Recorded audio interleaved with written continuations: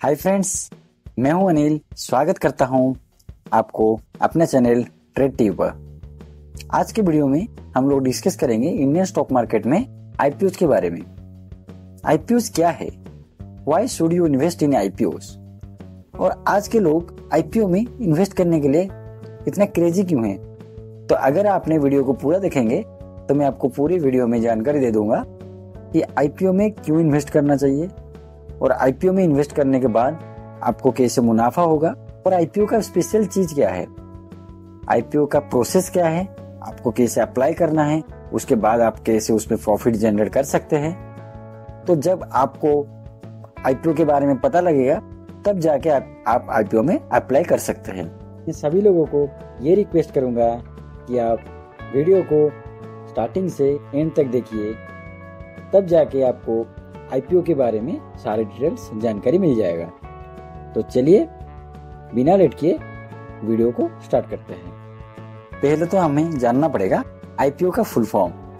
इसका full form होता है इनिशियल पब्लिक ऑफरिंग, और मैं उसके डिटेल्स बताऊंगा। उससे पहले क्या क्या आज के वीडियो में हमने जानने वाले हैं, मैं पहले उसको आपको बता देता हूँ। आईपीओ का इंट्रोडक्शन के बारे में हम लोग जानेंगे, और डिफरेंट टाइप्स ऑफ आईपीओ के बारे में जानेंगे। आईपीओ का प्रोसेस क्या है, कैसे आईपीओ का अप्लाई किया जाता है, जिन्होंने अप्लाई करता है, और कंपनीज क्यों जाता है पब्लिक के पास आईपीओ लेके, और उनका एडवांटेजेस और डिसएडवांटेजेस भी हम पता करेंगे, और आईपीओ का प्राइसिंग कैसे पता लगता है, और जो की प्लेयर्स है आईपीओ में तो उनका प्रोसेस क्या है, और आईपीओ जब रिलीज होता है तो क्या क्या उसको अफेक्ट करता है। जैसे कि मैंने बताया, आईपीओ का मतलब होता है इनिशियल पब्लिक ऑफरिंग। तो मैं अगर इंट्रोडक्शन उसके बारे में देना चाहूंगा तो इसे दूंगा कि वो एक प्रक्रिया है जिसके द्वारा एक कंपनी पहली बार जनता को शेयर को बेचता है स्टॉक एक्सचेंज पे जाके सार्वजनिक रूप से, और उसमें कारोबार होता है। तो इसका सीधी बात यह है कि एक एक्स नाम का कंपनी होता है, तो वो इंडियन स्टॉक एक्सचेंज के पास जाता है, जो कि हमारा एनएसई और बीएसई होता है। तो उनके पास जाके वो शेयर मार्केट में लिस्टिंग करेगा। तो वो कंपनी जब लिस्टिंग हो जाएगा, वो पूरा प्रोसेस होता है, आईपीओ का प्रोसेस है, देन वो आपको शेयर बेचेगा, और आपने वो शेयर को खरीदने कंपनी का भागीदार हो गए। तो उसमें कंपनी को ये बेनिफिट होगा, कंपनी का बिजनेस का एक्सपेंशन हो जाएगा, उनका जो डेप्ट का रिडक्शन, जैसे उन्होंने कोई लोन लिया होगा तो उनका रिडक्शन, जैसे बिजनेस अगर ग्रो किया जाएगा, फंड अगर बढ़ जाएगा उनके पास, तो उनका डेप्ट का रिडक्शन भी हो जाएगा, लोन का रिडक्शन हो सकता है। तो मोटा मोटी बोला जाए तो वो पब्लिक का फंड यूज करके अपना बिजनेस को एक्सपेंशन और ग्रो करने के लिए वो आईपीओ एक्स नाम का प्राइवेट कंपनी लॉन्च करना चाहते हैं। डिफरेंट टाइप्स ऑफ आईपीओ हमारा रहता है, तो उसमें से जो डिसाइड होता है, कुछ आईपीओ का प्राइस वो फिक्स रहता है। जैसे कि मानो उसका भाव 100 रुपए में डिसाइड होता है, तो वो 100 रुपए में लॉन्च होगा, ऑफर किया जाएगा पब्लिक को। बाकी होता है एक बुक बिल्डिंग ऑफरिंग। तो इसका मतलब ये आप ऐसे समझो कि एक आईपीओ का प्राइस का रेंज डिसाइड होता है, कि मानो कि पब्लिक को वो एक बिड होता है, मतलब एक कंट्रैक्ट होता है उसमें, तो उसमें डिसाइड किया जाता है कि पब्लिक के लिए 100 से 150 की रेंज में इस आईपीओ का, फॉर एग्जाम्पल मैं बता रहा हूँ, ये आईपीओ का प्राइस रेंज रहने वाला है। तो उसको बोलते हैं बुक बिल्डिंग ऑफरिंग। और एक डायरेक्ट लिस्टिंग होता है उसके बाद। डायरेक्ट लिस्टिंग में क्या होता है, उसमें बिजनेस सेल्स शेयर्स को डायरेक्टली पब्लिक को विदाउट एनी इंटरमीडिएट, किसी के जरिए बिना वो डायरेक्ट पब्लिक को अपना शेयर दे देता है, और it doesn't involve any underwriter और अदर इंटरमीडिएटरीज। ठीक है, तो जैसे मैंने बताया, इसमें कोई इंटरमीडिएट नहीं रहता है, वो पब्लिक को डायरेक्टली अपना शेयर देने के लिए वो कोशिश करता है। और यहाँ पे जैसे हमने पिछले वाले 2 में एक लॉकअप पीरियड रहता है, जब आप आईपीओ में इन्वेस्ट करोगे तो आपको पता लगेगा कि नहीं, आपका अमाउंट 2 दिन या 3 दिन के लिए लॉकअप हुआ था, लेकिन इसमें आपका कोई लॉकअप पीरियड भी नहीं रहता है। अभी हम समझेंगे आईपीओ का प्रोसेस क्या रहने वाला है। कोई भी कंपनी अगर उसका आईपीओ में लॉन्च करने वाला है तो उसको कुछ स्टेप फॉलो करना पड़ेगा। ऐसे नहीं कि कोई XYZ कंपनी आ गया और इंडियन शेयर मार्केट में उन्होंने लिस्टिंग हो गया, तो उनको 5 स्टेप में जाना पड़ेगा। और 5 स्टेप के अंदर हम समझेंगे तो क्या क्या स्टेप उसको फॉलो करना पड़ेगा, तब जाके उसमें इंडियन स्टॉक मार्केट में वो लिस्टिंग हो जाएगा। एक होता है प्रीलिमिनरी स्टेप, एक होता है marketing and road shows, then तीसरा होता है price setting and share allocation, then going to public, then post IPO. तो एक एक करके हमने 5 स्टेप को समझेंगे।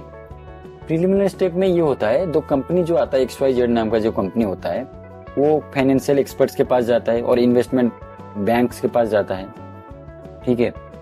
तो उनके भी बातचीत होता है और कैसे उनका जो पहला प्रोसेस होता है, कैसे उन्होंने उनका अगर सारे डॉक्यूमेंट क्लियर होगा तब जाके वो आगे बढ़ पाएंगे।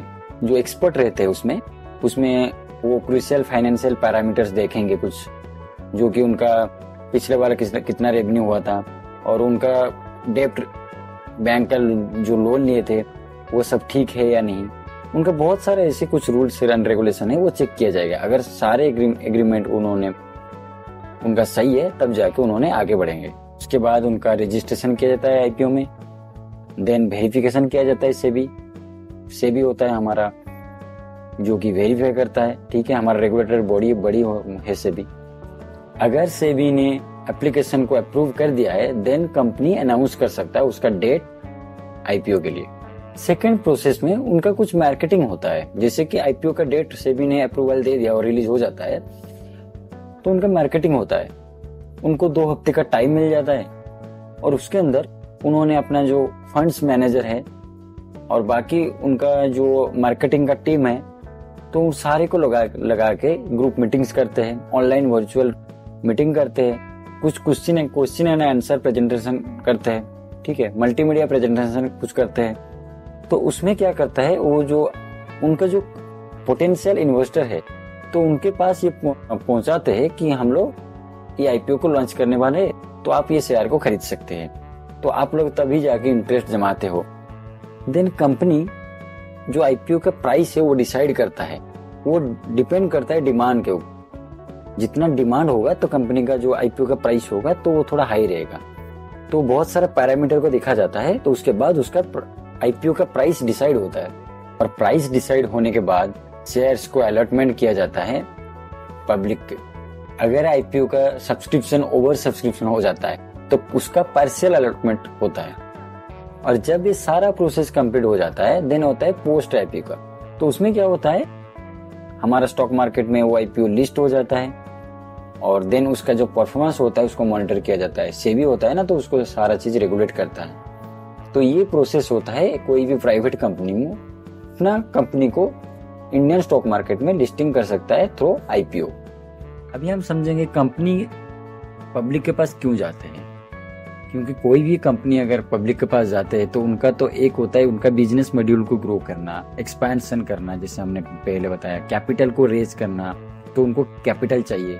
तो अगर पब्लिक मनी को ये यूज करेंगे अपना बिजनेस को ग्रो कर पाएंगे और उनको क्या होगा, वो ब्रांड प्रमोशन हो जाएगा, उनको विजिबिलिटी होगा, कोई देखेगा कि नहीं मार्केट में ये आया है। जैसे ओला ने अभी लेके आया है, पेटीएम आया है, पेटीएम का तो आईपीओ बहुत खराब गया है, इससे बहुत सारे अभी LIC आया है, तो उनका ब्रांड वैल्यू एक बढ़ जाता है, लिक्विडिटी आ जाता है मार्केट में, ठीक है। जो इनिशियल इन्वेस्टर होते हैं बहुत होते हैं, जैसे कि आप अगर सुनते होंगे आजाद इलेक्ट्रॉनिक एक आया था, तो उसमें सचिन तेंदुलकर जी पहले से इन्वेस्ट करके रखे थे। जब आईपीओ रिलीज हो गया तो उन्होंने उसके बाद भी शेयर्स होल्ड करके रखे हैं। तो उन्होंने जो पहले इन्वेस्टर होते हैं ना, तो इनिशियल इन्वेस्टर, तो उनको भी बेनिफिट रहता है क्योंकि उन्होंने पहले बहुत कम दाम में वो शेयर्स को अपने पास रखते हैं। ये बेनिफिट होता है जो कंपनी इसीलिए आईपीओ लेके आता है पब्लिक के पास। जैसे हमें जाना उसका तो एडवांटेजेस है, एक्सपेंशन करना बिजनेस को, और एम्प्लॉय जो उस कंपनी में, प्राइवेट कंपनी अगर इंडियन स्टॉक मार्केट में लिस्टिंग हो गए और उनका एम्प्लॉय उसके अंदर है तो उनको इंसेंटिव, बोनस, सब कुछ, उनका प्रमोशन सब कुछ बढ़ेगा। अगर कंपनी ग्रो करेगा उनका एम्प्लॉय का भी ग्रो होगा, उनको पब्लिसिटी मिल जाएगा कंपनी को, लाइक उनका क्रेडिबिलिटी बढ़ जाएगा, मार्केट में उसका ब्रांड वैल्यू भी बढ़ जाएगा। तो ये कुछ होता है आईपीओ के एडवांटेजेस। इसीलिए कंपनी हर कोई चाहता है उनका कंपनी को इंडियन स्टॉक मार्केट में लिस्ट करने के लिए। तो ये होता है एडवांटेजेस ऑफ एन आईपीओ। तो जो कंपनी आईपीओ लॉन्च करता है उनका भी बहुत सारा डिसएडवांटेज होता है, क्योंकि उनको उसके बाद वो रेपुटेशन को मेंटेन करना रखना पड़ता है और बहुत सारा फीस लगता है। जो भी आपने स्टॉक मार्केट में लिस्टिंग करने के लिए बहुत सारा उनका एक्सपेंस हो जाता है और बहुत सारे रेगुलेशन को उनको फॉलो करना पड़ता है, जो कि उनके पास भी पॉसिबल नहीं होता है, राइट। और बहुत लॉस भी होता है किस किस को अगर जा सकते उसके बाद उसको मेंटेन करना, वो फोकस कर पाना, क्योंकि मार्केट प्रेशर होता है बहुत सारे। उनसे भी बेहतर बहुत सारे कंपटीटर है ऑलरेडी मार्केट में, फिर भी उन्होंने आईपीओ लॉन्च कर रहे, तो कहीं ना कहीं उनके मन में भी डाउट रहता है। फिर भी उन्होंने बस पब्लिक फंड को यूज करके अपने बिजनेस को ग्रो करने के लिए वो जा रहे हैं, लेकिन उनके पास ये डिसएडवांटेज है। कुछ आईपीओ है जो पास्ट में बहुत अच्छा रिटर्न दिया है, जैसे कि आपने LIC देखोगे तो अदानी विलीमार देखोगे तो उन्होंने बहुत अच्छे खासा रिटर्न दिए हैं, ठीक है। तो उसको हम सक्सेसफुली आईपीओ लिस्टिंग में रख सकते हैं। बाकी कुछ फेल भी हुए, जैसे पेटीएम का आईपीओ लॉन्च हुआ था तो उसके बाद उसका प्राइस घट गया और बहुत नीचे आ गया, तो अभी पेटीएम घाटा में चल रहा है, ठीक है। कंपनी मोस्टली आता है बिजनेस को ग्रो करने के लिए, लेकिन उसके बाद अगर कोई कंपनी आईपीओ लॉन्च करने के बाद अगर उसका बिजनेस घाटा होता है और ये जो फेलुर होता है आईपीओ का, जो प्राइस घट जाता है, वो कुछ सिनेरियो में होता है। जैसे कि मार्केट अगर ओवर वैल्यूड है, कोई मार्केट में आईपीओ लेके आ गया, मार्केट कंडीशन कुछ और है, ओवर वैल्यूड है, जैसे कि मान लो मार्केट बहुत ओवर वैल्यूड है और कोई आके मार्केट में आईपीओ लॉन्च कर दिया, तब मार्केट का कंडीशन सेंटीमेंट अगर नेगेटिव है तब भी कोई आईपीओ लॉन्च कर दिया, तब जाके उनका घाटा भी हो सकता है। कौन से फैक्टर अफेक्ट करता है आईपीओ का परफॉर्मेंस के ऊपर?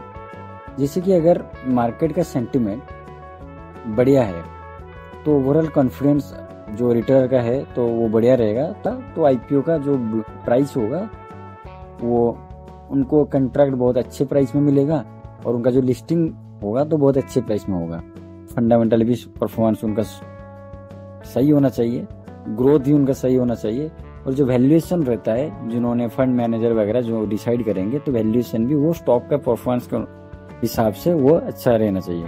उनका जो कंपटीटर है, अगर कोई मोटर का कंपनी आया है, कोई केमिकल कंपनी का कंपटीटर आया है, उससे पहले अगर कोई है तो उनको देख के उनका प्राइस को डिसाइड करना पड़ेगा। अगर टाइमिंग अच्छा है, मार्केट का कंडीशन भी अच्छा है, मार्केट ओवर वैल्यू नहीं है, तो उनका बहुत मुनाफा होने वाला है, जो प्राइवेट कंपनी जिन्होंने आईपीओ लॉन्च करने वाले हैं। तो ये सब फैक्टर अफेक्ट करता है उनका परफॉर्मेंस को। तो यहाँ हमने एक प्राइवेट कंपनी का जो आईपीओ का पूरा डिटेल्स प्रोसेस है, उसका क्या बेनिफिट्स है, क्या रिस्क है और क्या डिसएडवांटेजेस है, सारे डिटेल्स हमने बताए। लेकिन आज ए रिटेलर मैं आपको ये बताऊंगा तो आपको कैसे आईपीओ में इन्वेस्ट करके मुनाफा कमाना है। तो जब भी कोई कंपनी आता है आईपीओ लॉन्च करने में, तो आप उनका फाइनेंशियल रिपोर्ट पढ़िए और उसका चार्ट देखिए। देन उसका ग्रे मार्केट प्रीमियम एक होता है, grey market premium GMP price रहता है, जो कि उनका प्राइस रेंज डिसाइड होता है। अगर उससे वो कहीं गुना ग्रे मार्केट प्रीमियम वो परसेंटेज के हिसाब से ज़्यादा रहता है, तब आप उस आईपीओ में इंटरेस्ट हो सकते हो। और आपने कई रिटेल इन्वेस्टर आईपीओ लॉन्च होने के बाद सिर्फ लिस्टिंग गेन को प्राप्त करने के लिए आईपीओ में पार्टिसिपेट करते हैं, लेकिन बहुत सारे इन्वेस्टर ऐसे भी है जो आईपीओ में इन्वेस्ट करते हैं, वो लॉन्ग टर्म विजन रख के इन्वेस्ट करते हैं, राइट।